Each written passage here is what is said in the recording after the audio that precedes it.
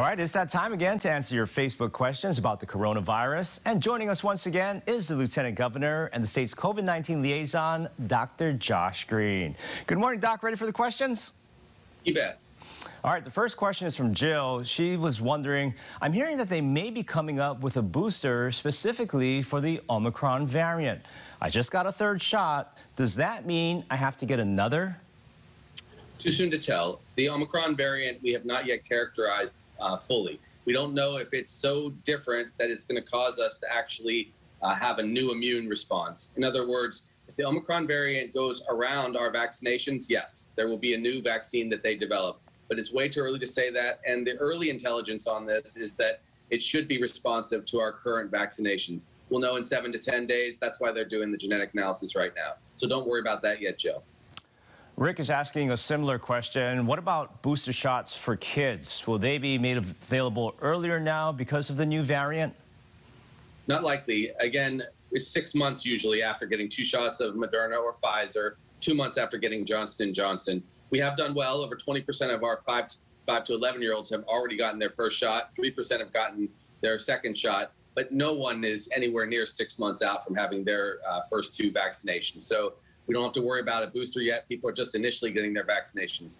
Now, having said that, 68% of our kids 12 to 17, like my daughter Maya, have already been vaccinated. They may very well, after 6 months, need a booster.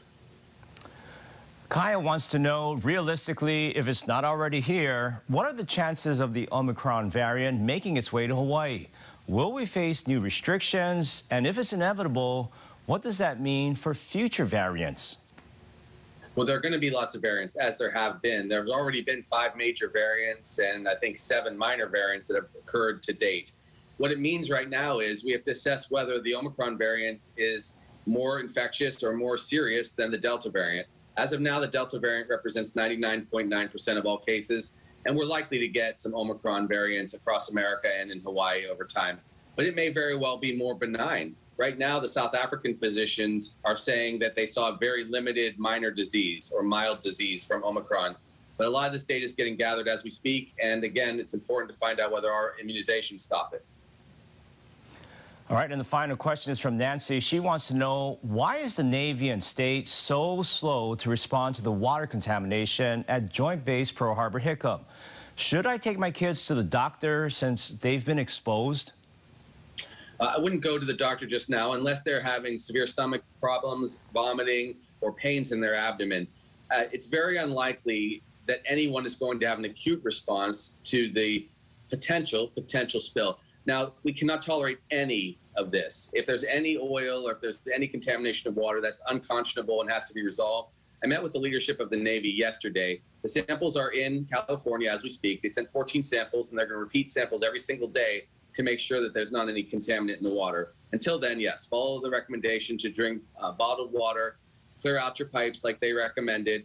Eventually, we're going to have to resolve the Red Hill question. I think that's really what's going to happen here. And a lot of this has been discussed for just simply too long. So I told them we want to get to the bottom of this for real now, because I don't think people like the uncertainty that their kids could get sick. But as a physician, it's very unlikely short-term exposure to any contaminant like this would make your kids sick. It's the long-term exposure we normally worry about. But I'm going to watch this day in and day out, as will the Department of Health. All right, there you have it, the Lieutenant Governor. Thank you so much for your time as always. And if you have a question for the Lieutenant Governor, just go to our Facebook page to post it. Thank you very much, LG. We'll see you soon. You bet.